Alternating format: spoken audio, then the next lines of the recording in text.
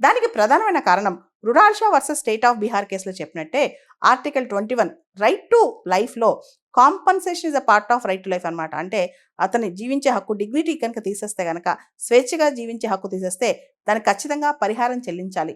రాంగ్ఫుల్గా అతన్ని జైల్లో పెట్టేస్తే ఖచ్చితంగా పరిహారం చెల్లించాలి. అంతేకాదు అనవసరంగా జైల్లో అన్ని సంవత్సరాలు ఉండటం వల్ల ఈ కేసులో అక్యూజ్డ్కి హెల్త్ పాడైపోయిందనమాట. హెల్త్ కాంప్రమైజ్ అయిపోయింది. దానికి కూడా ప్రభుత్వం కాంపన్సేషన్ చెల్లించాలని చెప్పి కోర్టు చెప్పిందనమాట.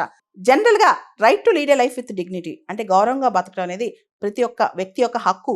మన దేశంలోనే కాదు, ప్రపంచంలో ఎక్కడైనా సరే. అంతర్జాతీయ స్టాండర్డ్స్, ఇంటర్నేషనల్ నామ్స్ ప్రకారం కూడా international covenant on civil and political rights article 14 clause 6లో అన్లాఫుల్గా లేదా రాంగ్ఫుల్గా ఎవరినైనా డీటైన్ చేసినా, కస్టడీలో ఉంచినా, అన్లాఫుల్గా కన్విక్ట్ చేసినా అతను ఖచ్చితంగా కాంపన్సేషన్ ఇవ్వాలన్నమాట.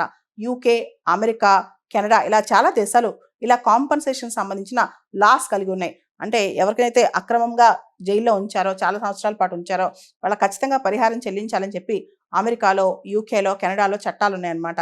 అదేవిధంగా అన్లాఫుల్గా కావాలని కొంతమంది బ్యూరోక్రాట్స్ కసి తీర్చుకోవడం కోసమో లేదా రివెంజ్ కోసమో చాలా మందిని ఉంచేస్తారు. అలానే నిర్లక్ష్యంతోనూ చాలా మంది జైల్లో ఉంచుతారు. వాళ్ళందరికీ భయం కల్పించే విధంగా, డిటరెన్స్ ఉంచే విధంగా కూడా ఈ కాంపన్సేషన్ అనేది ఉంటుందన్నమాట. అండ్ ఇదంతా కూడా మానవ హక్కుల పరిరక్షణే.